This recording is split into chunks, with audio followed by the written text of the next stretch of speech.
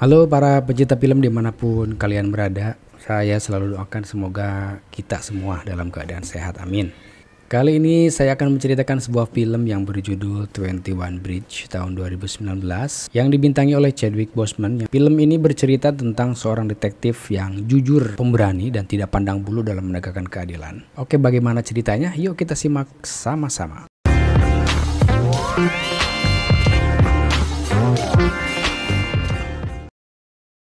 Di awal scene kita diperlihatkan adegan di sebuah gereja. Di sana sedang diadakan acara upacara perpisahan berkabung atas meninggalnya salah satu anggota kepolisian, yaitu Opsi Reginald Davis. Terlihat sang anak yang bernama Andre beserta sang ibu menghadiri acara tersebut dengan berlinang air mata, mengenang mendiang sang ayah yang kematiannya cukup tragis, yaitu menjadi korban pembunuhan. Tak terasa 19 tahun pun telah berlalu. Termotivasi dari kejadian yang menimpa mendiang sang ayah, Andre saat ini sudah menjadi seorang detektif di kota Manhattan. Andre terkenal sebagai detektif yang handal, cekatan, dan selalu menjunjung tinggi kejujuran yang membuatnya tidak pandang bulu dalam menegakkan keadilan.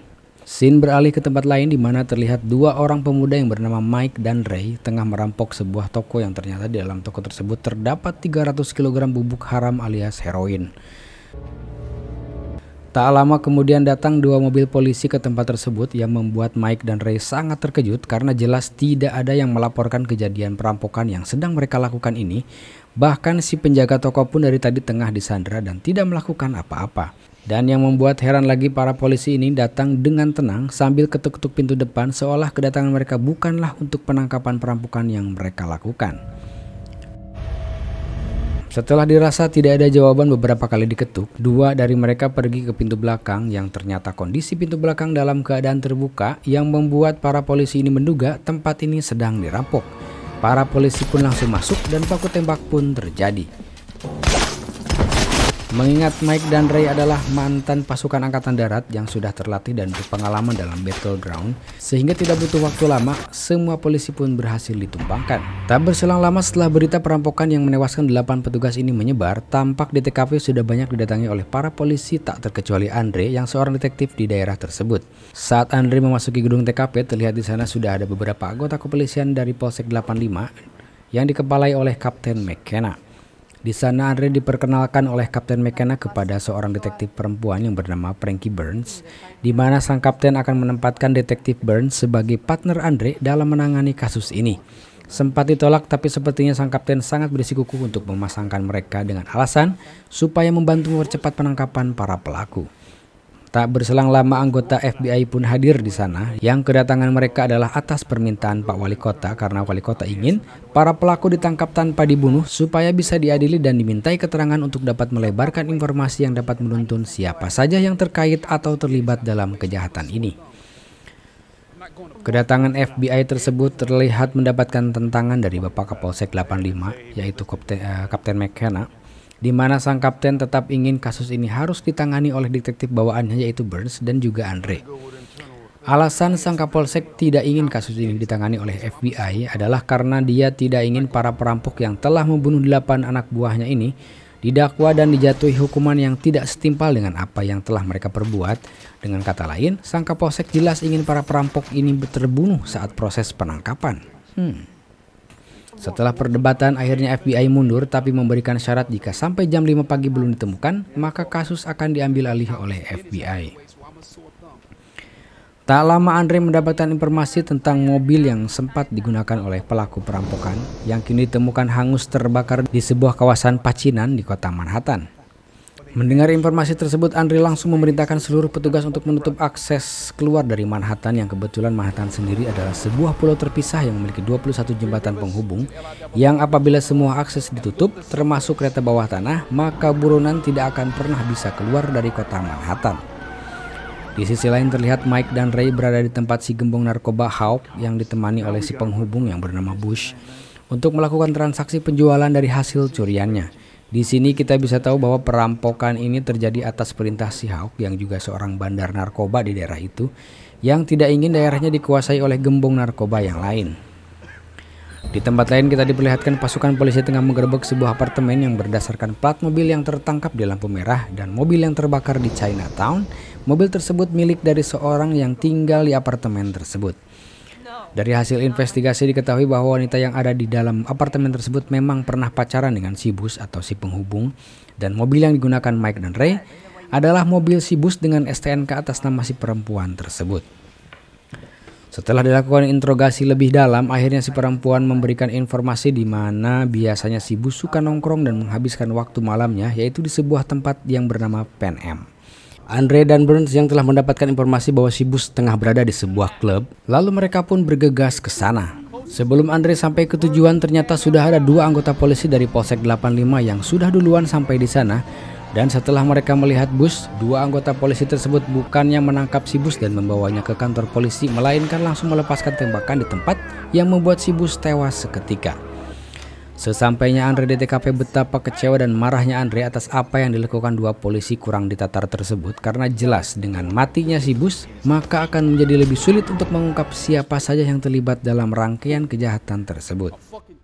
Kembali ke Mike dan Ray yang tengah berada di tempat salah satu koleganya si bandar narkoba yang bernama Adi, yang ahli dalam pencucian uang haram, dan dia juga orang yang handal dalam membuat paspor untuk keperluan melarikan diri. Ketika mengobrol, tiba-tiba pasukan polisi menggedor pintu dan mencoba mendobraknya, dan ketika si Adi mendekat dan mencoba mengintip, tiba-tiba salah satu polisi melepaskan tembakan dan mengenai mata si Adi, dan pada akhirnya baku tembak pun tak terelakkan lagi. Scene beralih ke Andre yang masih di TKP terbunuhnya si bus. Terlihat si Kapten McKenna juga datang ke sana dan mengobrol dengan Andre. Namun tiba-tiba terdengar panggilan di radio walkie-talkie si Kapten bahwa para polisi meminta bantuan karena tengah mengalami baku tembak dengan pelaku perampokan, yaitu si Mike dan Ray. Mendengar itu, Andre, Burns, dan si Kapten beserta para polisi lainnya pun langsung bergegas menuju ke TKP yang disebutkan. Di tengah pelariannya pasca baku tembak dengan polisi, Mike dan Ray berpapasan dengan Andre dan Burns yang langsung ikut mengejarnya, dan baku tembak pun kembali terjadi. Dalam baku tembak tersebut, Ray berhasil dilumpuhkan oleh Andre yang membuat Ray harus meregang nyawa di tempat, sementara Mike berhasil lolos dan pengejaran pun berlangsung hingga ke kereta bawah tanah. Mike terlihat sudah terpojok di sana. Andre meminta Mike untuk menyerahkan diri karena selain agar kasus ini terungkap sampai tuntas, dengan Mike kooperatif akan sedikit meringankan hukumannya. Di tengah negosiasi, Mike menjelaskan bahwa kasus yang dihadapinya saat ini tidaklah masuk akal baginya, dari mulai polisi yang mendatanginya ke toko, namun anehnya seperti bukan untuk menangkapnya, tetapi lebih seperti sudah janjian dengan si pemilik toko. Lalu saat Mike berada di tempat si pencuci uang, yaitu si Adi, polisi datang dan menembak si Adi tanpa peringatan seperti yang seharusnya. Bahkan si Adi sempat menyebutkan Polsek Distrik 85 sebelum dia meregang nyawa. Setelah negosiasi yang cukup panjang, akhirnya Mike sepertinya memutuskan untuk menyerah. Perlahan dia menurunkan senjatanya dan membiarkan Andre mengambilnya. Namun tiba-tiba Agent Burns dari belakang melepaskan tembakan tepat mengenai dada si Mike yang membuat Mike tewas saat itu juga. Betapa kaget dan kecewanya Andre dengan apa yang barusan dilakukan oleh si Agent Burns yang tanpa peringatan apapun langsung menembak Mike, seolah memang itu menjadi misinya dalam pengejaran ini. Di sela waktu sekaratnya, Mike memberikan sebuah flash disk kepada Andre yang ternyata flash disk tersebut merupakan amanat si pencuci uang untuk dibawa karena berisi semua bukti transaksi kejahatan, termasuk bukti keterlibatan Polsek 85 dalam beberapa kasus kejahatan. Mike menyerahkan flash disk kepada Andre karena Mike tahu bahwa Andre adalah pribadi yang berbeda dari anggota polisi Polsek 85 yang lain. Andre pun langsung menyembunyikan flash disk tersebut tanpa sepengetahuan si Agent Burns agar dia bisa mengetahui sendiri kebenarannya. Setelah Mike dinyatakan tewas, kini pengejaran pun dianggap berhasil. Semua orang terlihat bahagia dan puas dengan hasil akhir pengejaran ini, kecuali Andre yang masih terlihat tidak happy karena masih sangat banyak yang mengganjal di pikirannya. Alih-alih istirahat karena semalam telah melakukan pengejaran yang sangat melelahkan, tapi sepertinya berbeda dengan Andre yang sedari kecil memang sudah memiliki tekad yang sangat kuat untuk menegakkan kebenaran. Pagi itu juga dia langsung mendatangi rumah si Kapolsek 85, yaitu Kapten McKenna, untuk menyelesaikan hingga tuntas semua pihak yang terlibat dalam kasus ini. Saat si Kapten tiba di ruangannya, terlihat Andre sudah lebih dulu ada di sana dengan sudah memegang senjata dan memerintahkan Kapten McKenna untuk meletakkan senjatanya. Sambil duduk, Andre menjelaskan temuannya di hadapan sang kapten bahwa si penjaga toko yang dirampok adalah memang antek dari Kapolsek 85 dan heroin itu memang milik mereka yang sudah direncanakan untuk dipindahkan dengan menggunakan mobil kepolisian. Namun sialnya malam itu salah satu kompetitor yaitu Hawk sengaja mengirimkan orang untuk merampok barang haramnya yang mengakibatkan tewasnya 8 anak buah si kapten. Dan kenapa mereka tahu keberadaan pelaku saat di tempat si pencuci uang yaitu si Adi, bahwa memang si Adi adalah orang yang sama yang selama ini digunakan jasanya oleh kelompok Polsek 85 untuk melakukan pencucian uang dari hasil transaksi barang haramnya. Mendengar itu, si kapten pun mengakuinya dan sedikit memuji ketajaman analisanya si Andre dalam kasus ini. Si kapten kemudian menjelaskan alasan mendasar kenapa kepolisian terlibat dalam dunia barang haram ini adalah karena saat pertama kali dia menjabat sebagai Kapolsek, banyak anak buahnya yang tidak memiliki kehidupan yang layak yang bisa menjamin kebahagiaan keluarganya. Ada yang sampai cerai karena ekonomi, ada yang kehilangan tempat tinggal karena sang pemilik apartemen menaikkan harga sewanya. Bahkan ada yang sampai mati saat berkendara karena mabuk berat akibat stres dengan kehidupannya.